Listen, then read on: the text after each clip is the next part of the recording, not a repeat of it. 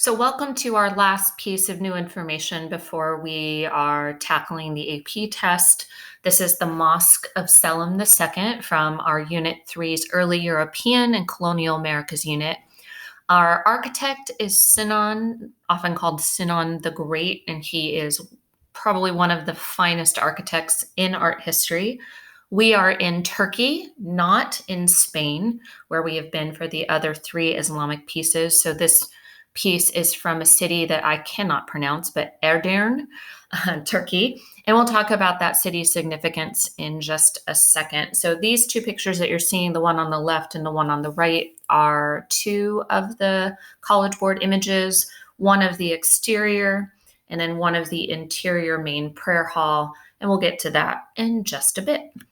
So first thing to talk about is place and why this place was chosen. So you're looking at a map of Turkey, a little bit of Eastern Europe over here, and here is our fabulous city of Edirne. And if you're curious, well, actually, it is important to know, actually, right around here would be Istanbul, where the Hagia Sophia was located.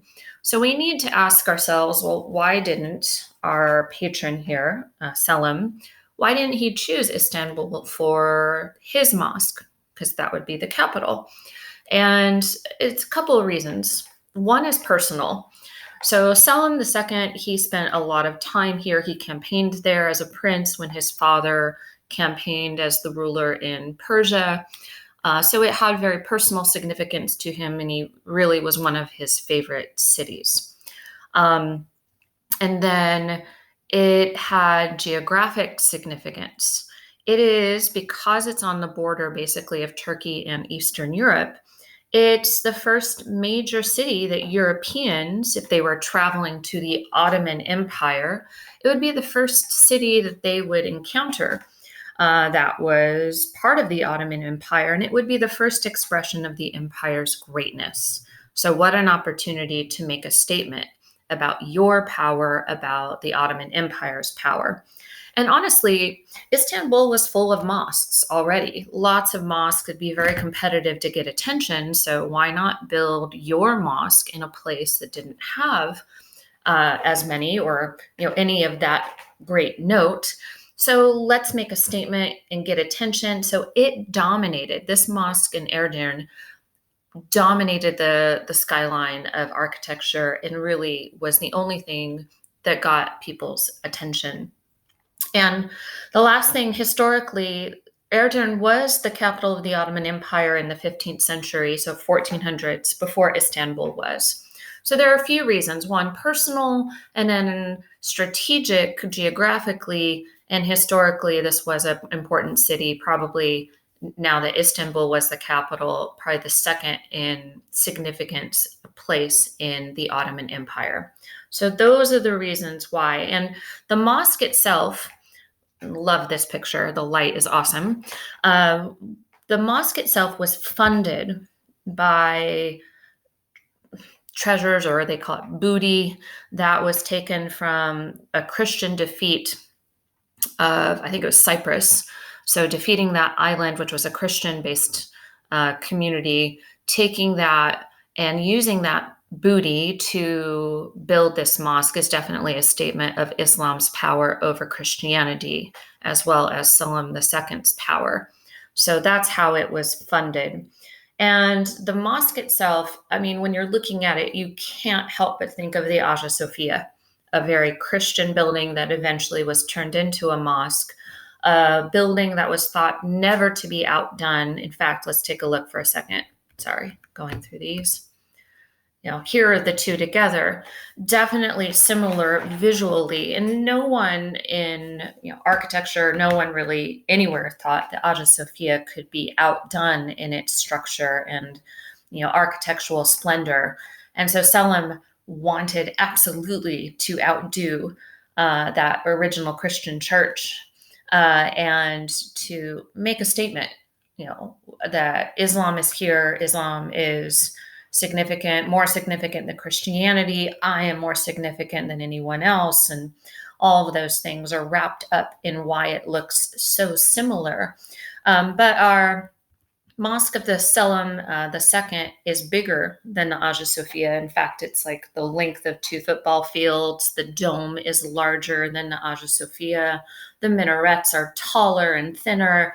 So, but it is very similar. And I could see College Board completely doing the first comparison essay, the big essay, as a comparison between this piece and the Hagia Sophia. So I would definitely make note of that, go over the Hagia Sophia again and in comparison with this one.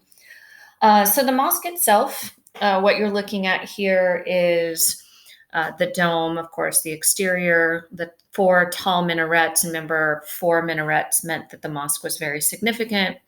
They're very tall and slender. Some describe them as pencil-like, and they frame and give your attention and bring your attention to the dome and also the great height, soaring into the sky. It just makes the structure look even taller than it actually is.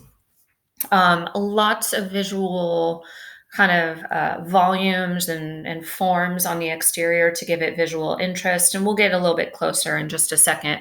But let's talk about the floor plan first, the site plan, the floor plan, and then we'll go back to the exterior.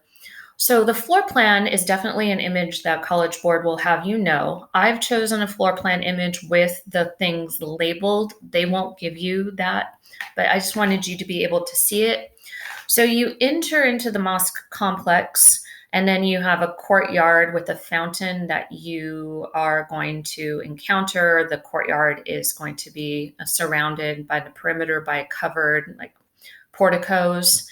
And then you go inside the worship hall, and the main prayer hall is very square. So this is the prayer hall. We'll get to that in a moment. There are schools on site, which is typical of mosque architecture. They try to provide everything that their worshipers and followers would need for convenience sake. And they teach directly the traditions of Muhammad, or they'll teach you how to read and recite the Quran. So the vocab term to know for school is madrasa, and I put that here. And then there are shops to the right in this particular floor plan, and the shops term is arasta. So shops, not so. In some ways, also it reminds me a little bit of the Greek agora, the Athenian agora. Providing places to shop, providing temples for worship, providing all sorts of things that people need, in addition, to all their religious needs and sacred sites. So, it has some similarities to that, or the Forum of Trajan. In some ways, you have that as well. But this is the floor plan, and you can see a lot of the structure here. But remember, this is labeled. The one they have will not be labeled.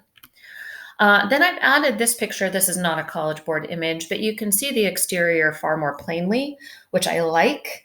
So you see that the dome here, we'll talk about how it's going to rest on an octagon, but it is supported by a lot of exterior buttressing.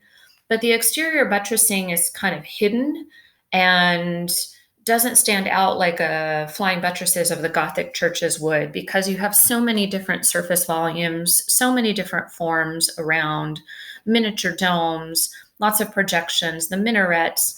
That buttressing is in a way hidden from the view of the public. So here's, you can just see some of the things that are going to be important. But here's the exterior, also getting ready to go inside the main building of the mosque. I chose this so you could see some of that, again, repeated red and white striped archwork like you saw in the Mosque of Cordoba.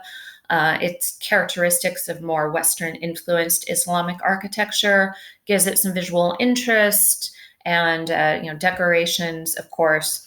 The mosque is also decorated with inscriptions from both the Quran, inscriptions that talk about Allah and the difference between Islam and Christianity, and Islam's dominance over Christianity.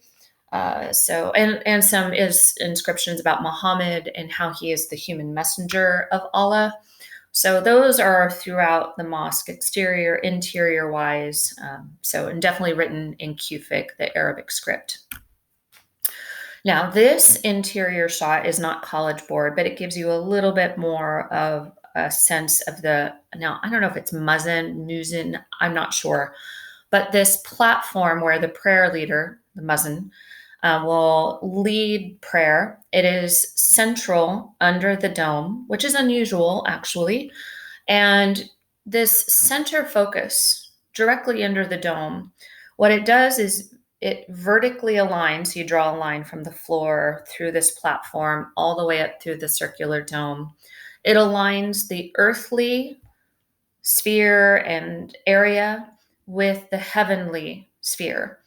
And since, we've got a square-shaped prayer hall with an octagon surrounding with a circular dome up above, which we'll see in a minute, it kind of all unites these and connects these different shapes that are seen throughout the mosque. And then this is a partial view of the dome. And I'm showing you this mostly because, one, it's beautiful, and it has windows around the perimeter like the Hagia Sophia. So the dome feels like it is floating on light. So that gives it the more heavenly sense. And again, you can see some of the inscriptions, some of the beautiful tile work, and again, reinforcing the idea that Islamic religious decoration and detail is not going to be figural. No people, no animals. It's going to be script from the Quran. It's going to be, that calligraphy of the Kufic calligraphy. It's going to be vegetal, meaning plants and plant life, geometric. Those kinds of things will decorate, not figures of people or plants. So the dome is definitely similar. And here you can see dome. You've got the squinches, and they don't put pendentives, but the green part here is definitely that. You've got ginormous piers that the dome rests upon. And again, you have that vocab term mocarnas, which we saw in the Alhambra, which is that honeycomb, kind of stuccoed detailing, like ornamental detail. It makes it look very organic. And that is the detail you'll see here in the pendentives and squinches around the perimeter where the dome transitions to the piers.